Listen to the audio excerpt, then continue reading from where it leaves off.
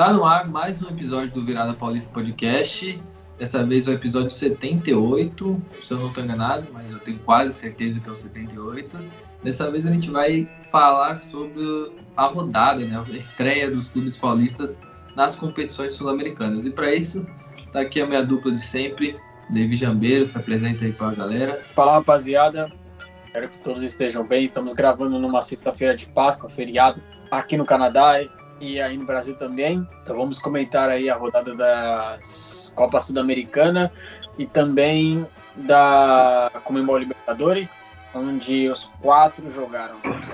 Bom, é isso. Sexta-feira de Páscoa, né? Aí para quem pegou uma folga tranquila aí 3 dias em casa, assim como eu, assim como acho que é todo mundo, né? Só você vai trabalhar no domingo só, né, Levi? Uhum. Domingo ele trabalha, mas o resto de nós três, o Thiago tá até na praia. Então é isso, feliz Páscoa para todo mundo, né? Já de antemão, já começo falando isso. E vamos começar falando sobre essa rodada que, por incrível que pareça, aconteceu uma coisa que não é normal de acontecer, né? Palmeiras perdeu e os outros 3 ganharam. Geralmente acontece ao contrário, ou é difícil o Palmeiras perder, né? Mas já que é uma coisa diferente, vamos começar falando do São Paulo na Sul-Americana, que enfrentou o Tigres, venceu por 2-0 na Argentina. E eu vou te contar, hein, Levi? O primeiro tempo, o Rafael salvou várias vezes o São Paulo. Ele fez 5 defesas difíceis em questão de 30 minutos. Mostrou que é um bom goleiro, né? Que o São Paulo acabou contratando e que pode confiar nele. E, assim, é uma situação legal para o São Paulo, né? Tirou a zica, né? De ter perdido, de ter daquele jogo que não aconteceu no segundo tempo, né? Muita gente brincando, o Tigre provocou, né? E acabou perdendo por 2-0. O que você achou dessa partida do São Paulo? Foi uma partida protocolar de São Paulo, conseguiu vencer por 2-0. Eu dou bastante destaque nessa partida pro garoto Rodrigo Nestor, que ainda é um moleque, né? Ele vem sendo criticado, assim, acho que até um pouco mais que o normal, pelos torcedores do São Paulo, por muitas vezes jogar fora de posição. E o Rodrigo Nestor, para mim, ele é um jogador muito bom. Ele é um jogador jovem, de 22 anos, que tem uma qualidade que poucos jogadores do São Paulo no meio campo conseguem entregar o mesmo que ele. Se a gente for pegar as últimas 2 temporadas, o Nestor é o líder de assistências da equipe do São Paulo. Se eu não me engano, são 13 assistências nesse período. É muita assistência para um cara que joga no meio campo e mais recuado, não? Então ele é um jogador que nós temos que dar destaque, porque em meio a um time do São Paulo que a metade está no departamento médico, ele é um dos jogadores aí que vem se destacando. E também temos que destacar o centroavante, bom, o que jogou na posição do Caleri ali, que é o Erisson, né, o camisa 49, que fez 2 gols e conseguiu fazer com que o São Paulo comece a Copa Sul-Americana com o pé direito. O Erisson jogou muito bem, fez 2 gols. Acho que a gente tem que destacar, além dele, o Rafael, que, assim, os primeiros minutos, como eu falei, o Tigre estava amassando o São Paulo. E aí o São Paulo não conseguia sair. O Tigre dominando, chegando, finalizando com os jogadores, com o Blondel, que o Santos especulou desde o ano passado e não conseguiu contratar. Com o Retegui também naturalizado italiano, jogador muito perigoso, provavelmente vai estar na Europa na próxima janela de transferência. Nem sei se ele joga o jogo de volta no Morumbi contra o São Paulo. E assim, o Tigre começou em cima, um time típico time argentino. Sabe jogar bola, sabia tocar, estava envolvendo o São Paulo ali, mas tinha aquela catimba, arremessaram o isqueiro dentro do campo. O campo bem ruim, né? Também a gente tem que falar sobre isso. Jogaram a areia verde para disfarçar. E também tem a resenha, né? Pré-jogo, né, Levi? Que os torcedores do Tigre confundiram o ônibus do próprio time com o do São Paulo e tacaram pedra, alvejaram o ônibus do próprio Tigre achando que era o ônibus do São Paulo. Então já começou tudo errado, então já por isso eles mereceram perder. E o São Paulo, assim, começou cambaleando, foi ganhando corpo no jogo. Quando o Tigre estava pressionando, deixando a marcação lá em cima e o São Paulo acuado, aí apareceu a figura do Michel Araújo, que estreou muito bem, um dos melhores jogadores da partida. Eu acho que só não foi melhor do que o Erisson e o Rafael, né? Porque um salvou defendendo e o outro salvou fazendo 2 gols. Mas o Michel Araújo estreou muito bem ali, jogando pela ala esquerda, nesse esquema de 3 zagueiros. Mas o São Paulo sofreu. E nessa marcação alta do Tigre, o São Paulo foi se acostumando aos poucos, a gente foi entendendo, acho que o São Paulo foi entendendo, né, a proposta do Tigre, e aí começou a assustar. Aí o Tigre já abaixou um pouco as linhas, falou, a gente não pode deixar a linha tão alta aqui, porque teve um lance do Erisson que para mim foi muito importante para o Tigre entender a postura do São Paulo e o São Paulo começar a ganhar corpo no jogo. E aí ele consegue receber uma bola na entrada da área, ele gira e bate, e aí o Tigre começa a recuar um pouco mais suas linhas, não vai pro ataque que nem doido. E a partir daí o São Paulo começa a construir a sua vitória para cima do Tigre. E assim, acho que acabou a zica agora, né? Porque o jogo acabou, o São Paulo venceu mais uma vez. Os torcedores do Tigre não gostaram muito, acho que estão com expectativa para o jogo de volta no Morumbi. Mas acredito que o São Paulo tem bola, o São Paulo mostrou que pode vencer sim essa equipe do Tigre e que pode sim ser o primeiro colocado do grupo. Tem mais alguma coisa para falar de São Paulo, Levi? Eu acho que o Guilherme pontuou os pontos mais importantes da partida, os destaques da equipe do São Paulo.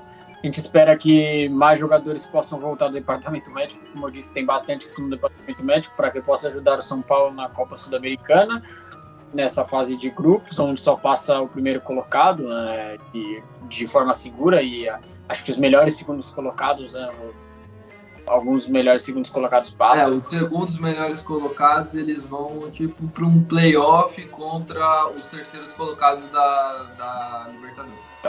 Então o São Paulo precisa garantir o primeiro lugar, não vai ter tarefa fácil até o final da fase de grupo, e precisa que os seus jogadores estejam disponíveis. Então esperamos aí que mais jogadores de São Paulo possam voltar ao departamento médico para que siga ajudando o tricolor paulista em busca da primeira colocação na fase de grupo. É isso aí.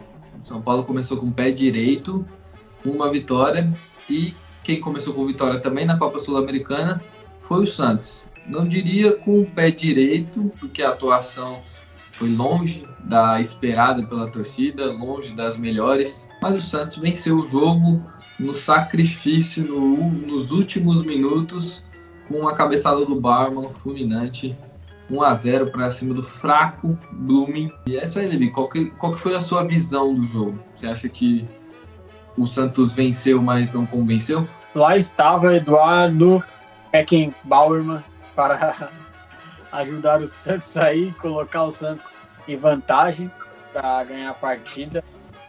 O Santos precisou do gol do zagueiro aí de cabeça no final da partida para conseguir levar o resultado para casa, um resultado positivo, que coloca o Santos também em vantagem no grupo. Eu não acredito que o Santos fez uma partida brilhante.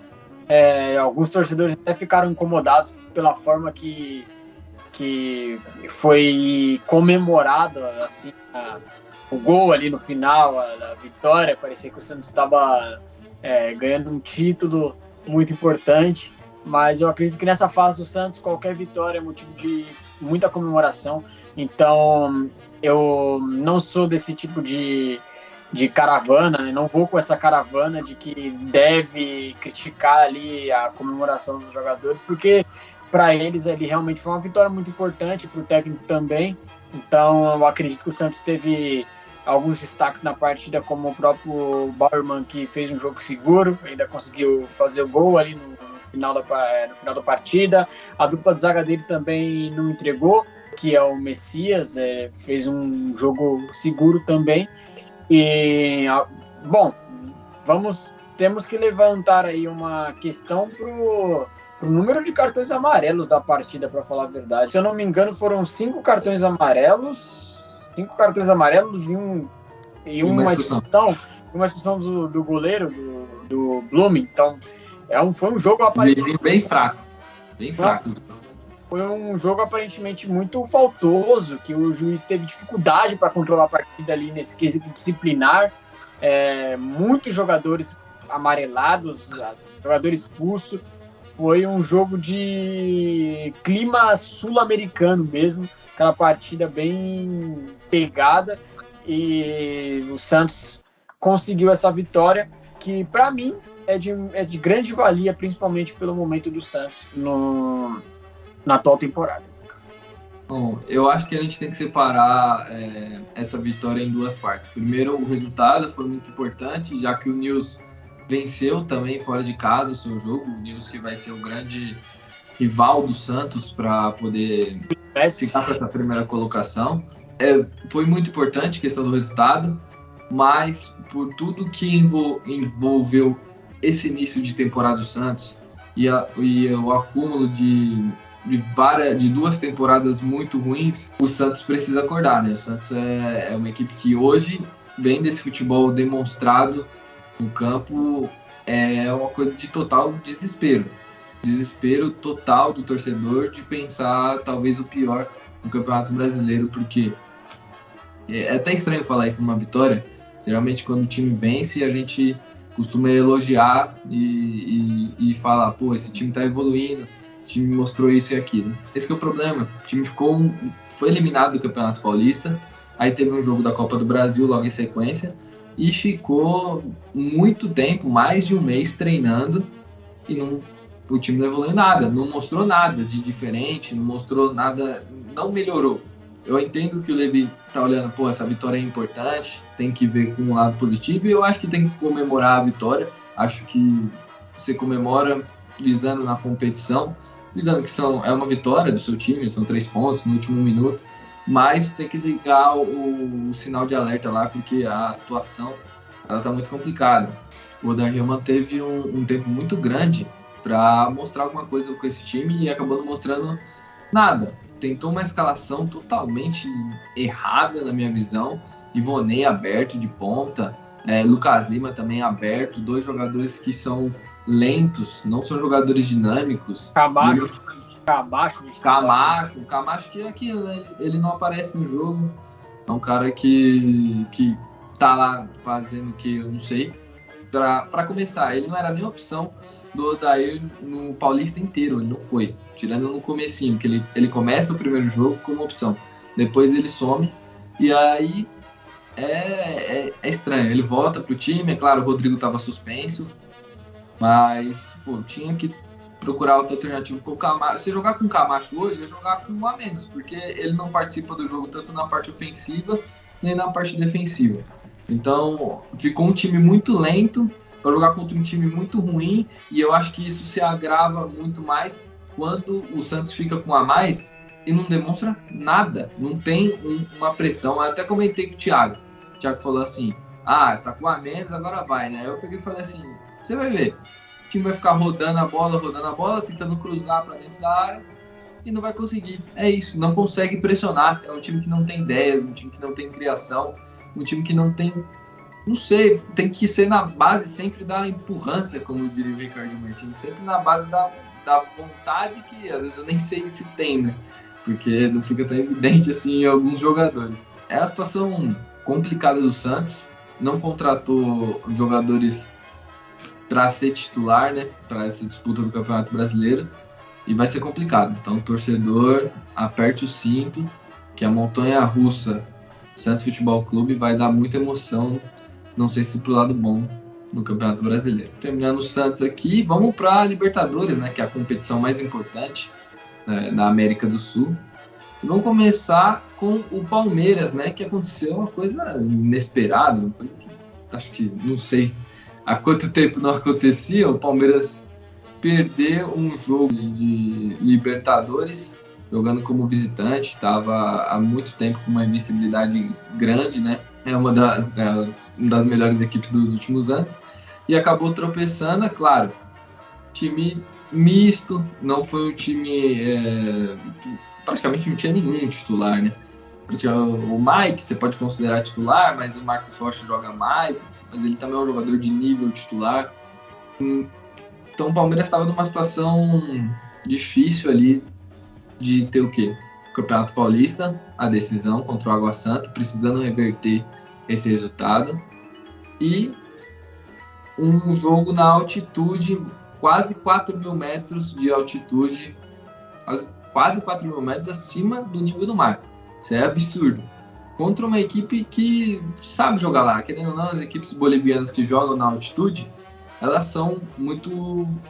elas utilizam muito esse artifício da altitude, e aí o Palmeiras acabou sofrendo. Levi, o que você achou dessa partida do Palmeiras? Você acha que preocupa ou você acha que foi só um acidente de percurso, que o Palmeiras provavelmente na volta vai fazer uma goleada, vai meter um 8-0, 9-0, 7-0, que nem se a gente for lembrar na Libertadores de 2012 o Santos teve uma provocação lá do próprio Bolívar para cima do Neymar, o Bolívar venceu o jogo de 1-0, e aí quando desceu lá para a Baixada Santista foi 8-0 pro Peixe. Você acha que o Palmeiras vai reverter essa situação e conseguir o primeiro lugar do grupo tranquilamente? Ou você acha que o Bolívar vai ser um adversário? Primeiro ponto, gostaria de destacar que nosso caro participante de ouro, Lucas Gama, está equivocado.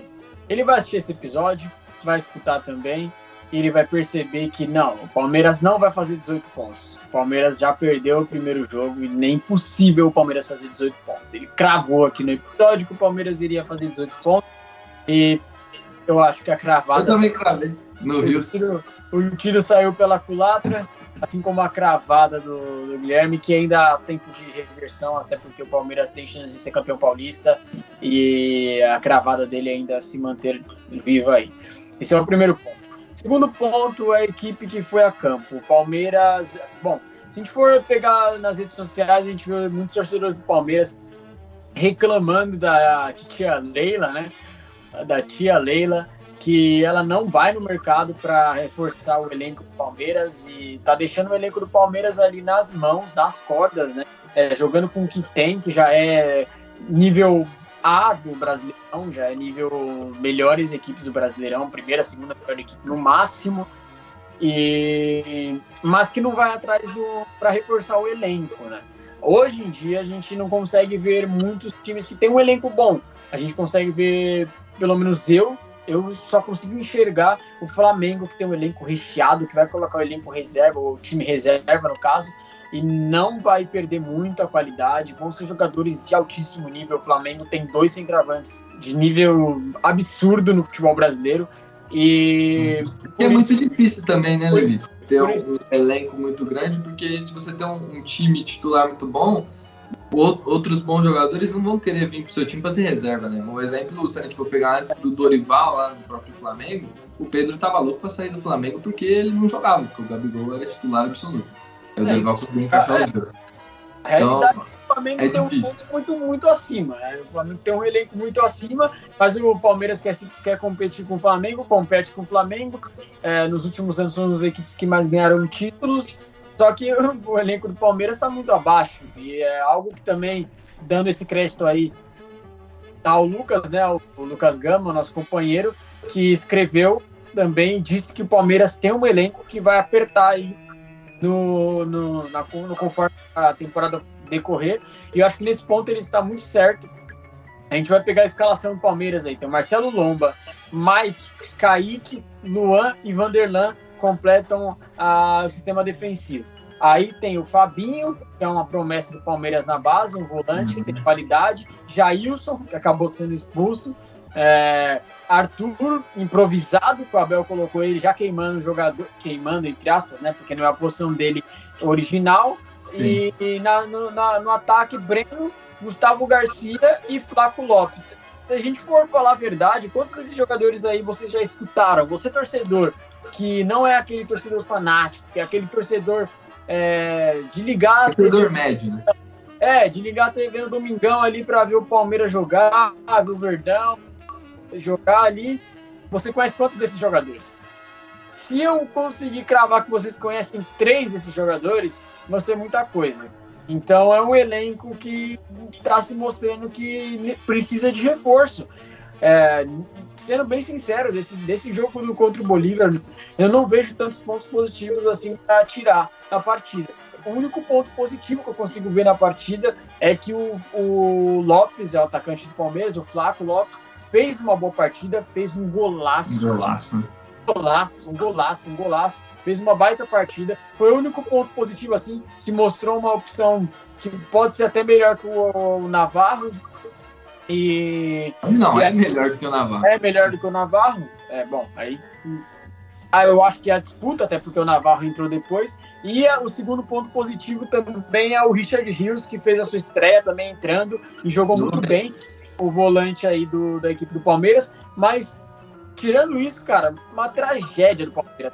Foi um jogo muito ruim, um jogo horrível mesmo. O Bolívar ganhou de 3-1 e ganhou bem, assumiu a liderança no grupo C aí da Libertadores, deixando o Palmeiras numa situação não desconfortável, porque não vai fazer mais os 18 pontos que o Lucas falou, mas é muito provável que faça seus 12, 13 pontos ali e consiga se classificar sem muito desespero, mas é um jogo ali para o Palmeiras ligar um alerta, porque o Palmeiras não é um time muito de sofrer defensivamente, sofreu 20 chutes sendo gol, 8 chutes ao gol.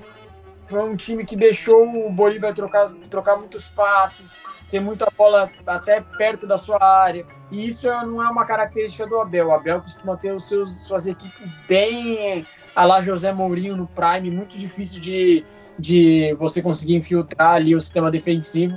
E o Palmeiras, nesse jogo, não pareceu ser uma equipe muito bem coesa dentro de campo. E era um ponto que eu queria levantar também, Libre, porque segundo jogo seguido que a gente vê falha na bola aérea do Palmeiras, né?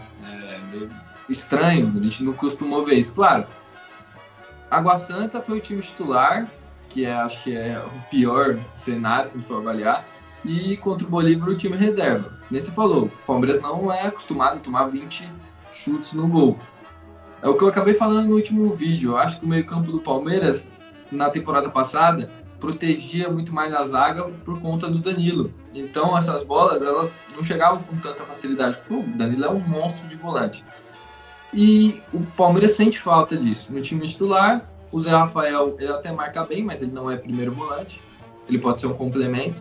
E no time reserva, né, no time alternativo, o Jailson, ele não consegue engrenar nessa equipe do Palmeiras. Ele sempre, toda vez que entra, ele faz burrada atrás de burrada. Já vi torcedores comparando a passagem dele meio com a do Ramires, que também era um jogador que tinha uma expectativa, mas não conseguiu render. Toda vez que entrava, acontecia algum problema lá e ele acabava prejudicando o time.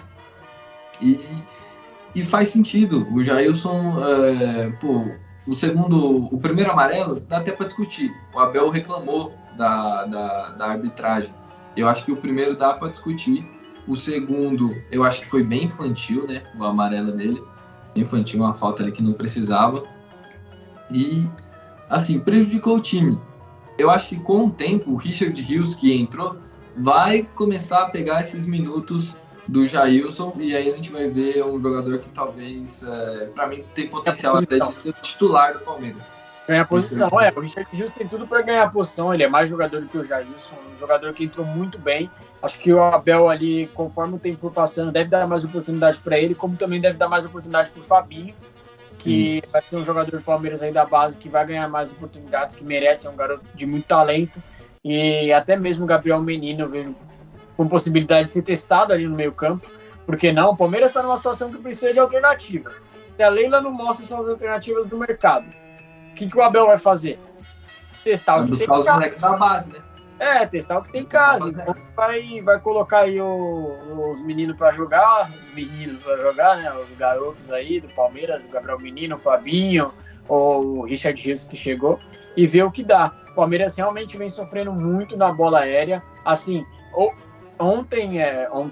nessa última rodada agora contra o Bolívar, teve Luan e Kaique Naves na dupla de zaga, não é uma dupla de zaga titular, mesmo assim treinada pelo Abel, né? Então deveria se sair um pouco melhor, mas quando tem as suas torres gêmeas, se podemos dizer assim, que é o Gustavo Gomes e o Murilo, que são verdadeiros monstros na bola aérea, defensiva e ofensiva. O Murilo, um absurdo de fazer gol lá na frente. Gustavo Gomes... Acho que eu nunca vi uma dupla de zaga que faz tanto gol. A Torre Gêmeas do Verdão. Eles participam um do gol do outro. O Gustavo Gomes e o Murilo, os caras é absurdo, cara, absurdo. O futebol brasileiro, nos últimos tempos que eu vi, foram poucos, assim, que a bola na área, assim, ofensiva é um Deus nos acuda para as defesas, porque eles são absurdamente absurdos. Então, o Palmeiras assim, sofrendo muito nesse quesito. E, bom, vamos ver o que o Abel vai fazer. O Abel é um técnico que tem sempre saída, né? Sempre quando o Palmeiras mostra tá em perigo, mostra tem uma situação difícil, o Abel tá lá para conseguir tirar o Palmeiras do sufoco, tirar o Palmeiras do limbo, e eu acho que vai ser mais uma vez aí que o Abel vai fazer isso com a equipe do Palmeiras.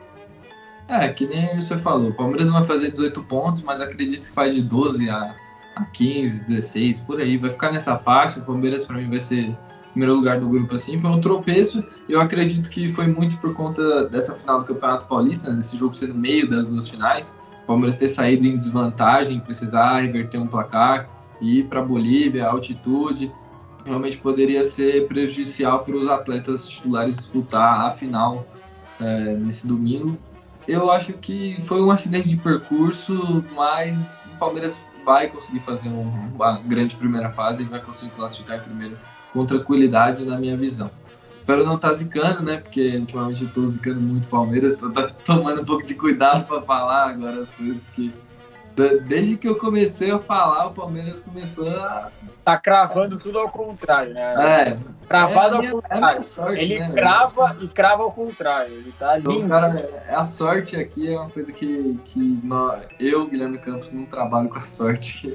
Sou totalmente o contrário. A minha conta da Bet, ela já diz por si só. Mas beleza. Vamos falar agora do Corinthians, né? O grande rival do Palmeiras e tal. Estreou, acho que foi a melhor estreia, né? 3-0 fora de casa. Acredito que poucos torcedores acreditavam num resultado tão amplo, né? Um placar tão largo, porque ainda mais se viu pro começo do jogo que o Liverpool tava amassando, metendo bola na trave, o Cássio defendendo, fazendo um milagre ali, e o Liverpool acabou dando uma bobeada ali numa bola aérea dele, né? Dele que a gente tem que falar aqui, que nós temos o maior hater do Balbuena existente na face da Terra, que para mim não faz sentido nenhum, para você também eu sei que não, mas nosso querido amigo Thiago Baia odeia o Balbuena de um nível estratosférico. Odeio o Balbuena é forte, mas eu odeio o futebol que o Balbuena tem demonstrado desde a temporada passada, criticando muito o paraguaio, que para mim, não sei para você, é um ídolo do Corinthians, né? Foi campeão e muito importante naquele título de 2017. Claro, não vive uma melhor fase, mas o Thiago também, né? Às vezes dá uma exagerada nas críticas, né? Pro Balbuena, né, Vivo? Bom, primeiramente aí falando do Thiago, já abrindo, antes de falar do Corinthians, já falando do Thiago, é uma situação complicada, que o Thiago já mostrou o seu hater assumido do Balbuena, o que eu não vejo sentido, não vejo pé nem cabeça. É um cara que defende o Romero, que com unhas e dentes, um cara que não participa de um gol com a camisa do Corinthians desde dezembro de 2018, cara, não tem como, cara, não tem como, cara, são 34 jogos, 0 gols, 0 assistências, vamos falar dele daqui a pouco, vamos falar do Romero, que entrou ali no segundo tempo e teve a coragem, vamos dizer coragem, não sei se coragem é a palavra certa, não sei se coragem é o adjetivo certo para usar aqui, mas a coragem ou a capacidade de perder um gol de cabeça sozinho na área, tipo o Romero. Mas, cara, não faz nexo. Coisas de Romero. Coisas de Romero. Pra abrir aqui não faz nexo. O cara criticar o Balbuena e amar o Romero. O Thiago deve ficar calado, deve fechar a boca dele, que é o melhor que ele faz. Agora, começando a falar do jogo aqui, o Corinthians entrou em campo com o Cássio, o Fagner, o Balbuena e o Gil e o Fábio Santos, fechando a linha defensiva. Rony, sim, o Rony jogou, rapaziada. O Rony jogou. Estávamos com uma dúvida de Rony ou Fausto Vera ou Rony. Foi o Rony. Foi o Rony e foi o Fausto Vera também. Mas deixa eu abrir um parênteses aqui. Apesar do Rony não ter feito um jogo excelente, né? Eu defendi ele de titular porque, pô, ele fez um bom Campeonato Paulista, não faria sentido o Lázaro tirar ele do nada e colocar o Maicon, que em nenhum momento desse ano mostrou alguma coisa e fez parte daquele lance bizarro na Vila Belmiro que custou a vitória contra o Santos, né? Sim, foi o Rony, continuando, foi o Rony, o Fausto Vera campo, e à frente Renato Augusto e o Juliano, e a dupla de ataque Roger Guedes e Yuri Alberto. Foi um jogo que o Corinthians esteve muito perto de se complicar. Muito perto de se complicar no primeiro tempo. Porque sofreu mais que o limite, sofreu bola na trave, sofreu vários chutes ao gol, mas, como diz ali o nosso amigo Lucas Gama, o técnico do Coringão, o Fernando Lázaro, ele é aquele técnico que ele demora a agir, né? Ele vê que o time tá se complicando, é quase com a corda no pescoço, quase se enforcando, aí ele vai e ele age, mas ele demora a agir. Então o Corinthians passou um primeiro tempo no sufoco, para ser sincero, muito perto de tomar o gol, e ali com a áurea de um escanteio nos acréscimos, a qualidade do Fagner, que voltou a jogar uma bola muito boa, e há de se dizer, o Fernando Lázaro tá jogando muito bem, o Fagner tá com liberdade, não tá mais preso, né? O Vitor Pereira tava prendendo muito o Fagner, podemos dizer. Agora o Fernando Lázaro tá dando liberdade, porque o Fagner é, para muitas pessoas, né, é aquele lateral carniceiro, só que com a bola no pé o Fagner é muito técnico, então ele proporciona lances como ele proporcionou 2 vezes nessa partida. Então, o primeiro deles foi um escanteio muito bem batido do Fagner para a área, onde o monstro, que para mim é um zagueiraço, não importa se está na fase ruim, mas para mim é um zagueiraço, que é o Balbuena, subiu no 3º andar e testou sem chance para o goleiro também, bem colocado, testado dele, subiu mais que todo mundo na zaga. E eu tenho para mim, eu não sei o Guilherme, mas é a minha opinião, isso daí eu não abro mão, zagueiro tem que saber cabecear, cara. Tem que saber cabecear. Zagueiro tem que saber cabecear. A gente tá falando aqui do Murilo e do Gustavo Gomes há minutos atrás, mas não é só o Murilo e o Gustavo Gomes. Para mim, para você ser um grande zagueiro, uma das grandes virtudes, você tem que saber cabecear. Você tem que saber cabecear tanto defensivamente quanto ofensivamente. Como assim zagueiro não sabe cabecear ofensivamente? Para mim é um padrão, devia ser um padrão. O zagueiro tem que ser uma ameaça dentro da área. Na bola ofensiva tem que ser uma ameaça. O zagueiro tá lá para cabecear e ser uma ameaça. E o Bruno Mendes é muito fraco nesse quesito. Muito ele fraco. É baixinho, né? Baixinho. Ele não é um zagueiro alto.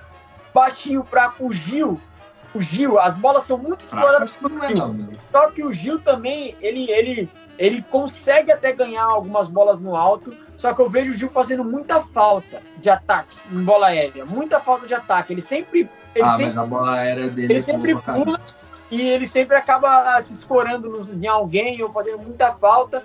Ele tem até um aproveitamento legal, mas eu não acho que ele seja elite, ele não acho que ele seja um Gustavo Gomes, um Murilo. O que eu acho que o Fabiano Balbuena é. O que eu acho que o Balbuena é o melhor cabeceador do Corinthians, disparado, de zagueiro e até de jogador no geral. Eu acho que ele é o melhor cabeceador do Corinthians. Os atacantes do Corinthians não sabem cabecear. Roger Guedes, coitado, não sabe cabecear. E o Yuri Alberto é um dos quesitos que ele precisa melhorar. Ele não é muito bom cabeceador. Então, o Balbuena, ele é o melhor cabeceador do elenco do Corinthians. Se você for pegar a primeira passagem dele e essa passagem de agora, ele sempre tá fazendo gol de cabeça. As maiorias dos gols dele são de cabeça. Às vezes são gols importantes de cabeça. Eu lembro do Balbuena, pelo menos uns 6, 7 gols dele de cabeça fácil, assim, de memória dele com a camisa do Corinthians. É muita coisa para um zagueiro. E eu acho que ele é um baita cabeceador. Você vê ele saltando, ele salta limpo, salta alto, sempre consegue deslocar o goleiro nas bolas paradas. Então eu acho que esse é um grande mérito dele ali, que o Corinthians precisa disso. E às vezes não faz o uso da melhor maneira. Às vezes o Fagner explora muito bola no Gil, eu acho que deveria ser mais no Balbuena às vezes. Eu até acho que o Balbuena é um ótimo cabeceador, mas eu acho que a gente tem que valorizar o Gil, mano. Ele pode fazer algumas faltas de ataque, mas acontece. Mas assim, se a gente for olhar, pra mim o Gil, mano, ele é monstro de cabeça. Pra mim ele tá, de questão de zagueiro, ele tá no top 5 aí fácil do Brasil, em questão da bola aérea, tanto defensiva quanto ofensiva. É só a gente pegar, vamos pegar, por exemplo, só rapidinho, 2 clássicos. O clássico contra o Palmeiras, que o gol de empate, tava 2-1 Palmeiras, ele empata numa bola aérea. E no jogo contra o Santos, são 2 gols, um do Yuri e um do Roger Guedes, em que ele foi fundamental na bola aérea, né? Ele ganha a bola cruzada nele, ele ganha a primeira disputa e o Yuri faz o gol. E depois a mesma coisa no gol do Roger Guedes. Ele ganha a primeira disputa e o Roger Guedes faz o gol em sequência. Eu acho o Gil, um monstro pra mim, top 5, assim, um dos melhores. Até o Rodar Helmo falou em entrevista que... Mas aí vamos uma preocupação muito grande. Então, se alguém tá assistindo aí quem tá assistindo aí os nossos telespectadores, comente aí na onde você conseguir, no nosso Instagram, manda mensagem, ou comenta aí no YouTube, no Spotify, quem é o melhor cabeceador, se é o Gil ou se é o Balbuena. A discussão, para mim, o meu voto é no Balbuena facilmente, mas tem gente que vota no Gil, e vamos ver a opinião de vocês. O Guilherme prefere o Gil, eu prefiro o Balbuena, então vamos ver a opinião dos nossos telespectadores. Continuando, o Corinthians conseguiu esse gol espírita, se podemos dizer assim, esse gol espírita no final do primeiro tempo, né? Com a cabeçada. Mudou o jogo, né? Mudou o jogo.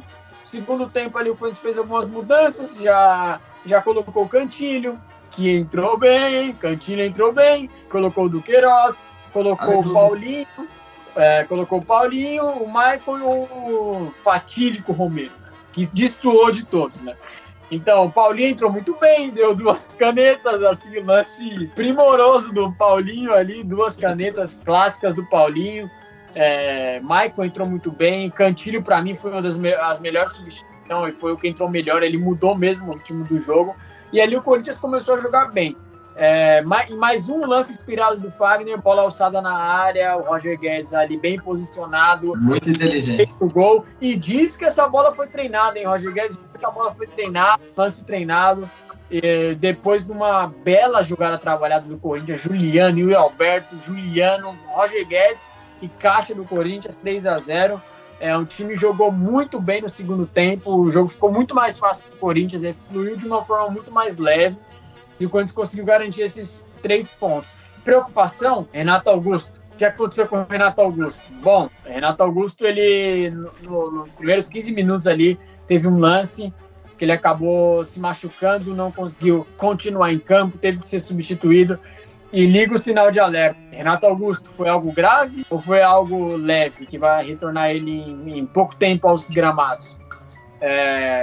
Nós estamos na espera de mais exames, de mais detalhes. Até agora não temos muitas informações para passar para vocês, mas liga o sinal de alerta, porque o Corinthians precisa de um bem armador e todavia só tem o Renato Augusto, podemos dizer assim. E se perde o Renato Augusto, a situação fica mais difícil ainda. Então acho que é um ponto para a gente ligar o alerta aí, é a situação do Renato Augusto. E o último ponto que eu queria destacar as chances que o Fernando Lázaro pode dar ao Pedro, que é um menino da base do Corinthians, que entrou muito bem nos últimos jogos do Paulistão, e nessa rodada da Libertadores, foi preterido pelo Romero.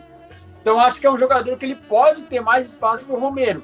Acho que ele até merece ter mais espaço que o Romero, pelas últimas atuações dele e as últimas atuações do Romero. O Guilherme pode até comentar o que ele acha sobre esse ponto do Pedro, o garoto da base, mas eu acho que é isso aí. De resto, o Corinthians fez um jogo bom, do segundo tempo principalmente muito bom.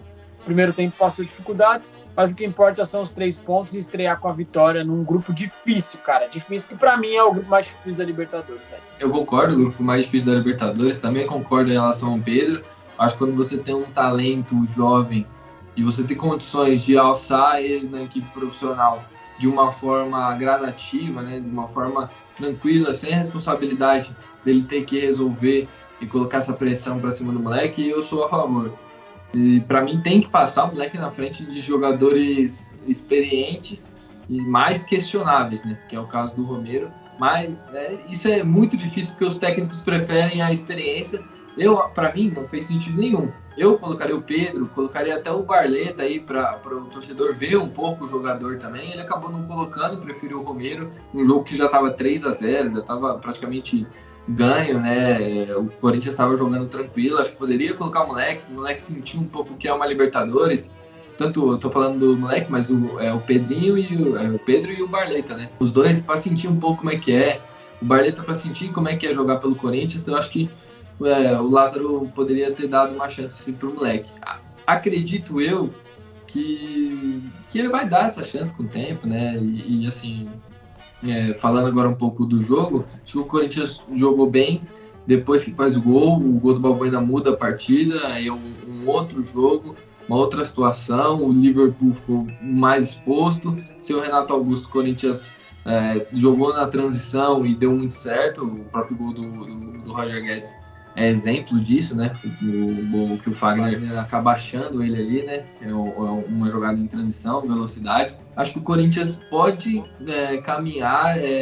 Eu acho que essa situação é muito boa para a gente falar sobre como talvez esse jogo de transição seja uma alternativa caso o Corinthians não tenha o Renato Augusto. E pode ser uma alternativa interessante, já que a gente não sabe quanto tempo o Renato vai ficar fora, mas não vai funcionar contra todos os times. A gente tem que deixar isso bem claro. Então é trabalho do técnico arrumar outras alternativas para quando o Renato Augusto não poder jogar. Bom, eu acho que é isso, né, Levi? Você quer falar mais alguma coisa? Deixar algum recado, alguma parada? Passamos a régua aí na Libertadores, na Sul-Americana. Estamos quites com nossos telespectadores, estamos quites com as nossas dívidas de conteúdo. Tá tudo certo aí, deixamos as nossas opiniões, nossas análises, às vezes mais opiniões do que análises, às vezes mais análises do que opiniões, mas aqui sempre presentes estamos nós. E mais uma vez grato aí por estar com vocês. E em breve retornamos em mais um episódio interessante. Podemos discutir sobre essas equipes aí que vão nos proporcionar muitos momentos memoráveis de podcast durante as temporadas. Daí eu garanto muitas emoções, muitas tristezas, muitas felicidades também. E por aqui tá tudo certo. Bom, é isso, rapaziada. Valeu por ouvir a gente, por assistir a gente, acompanhar, né, nosso podcast. Tamo junto e falou.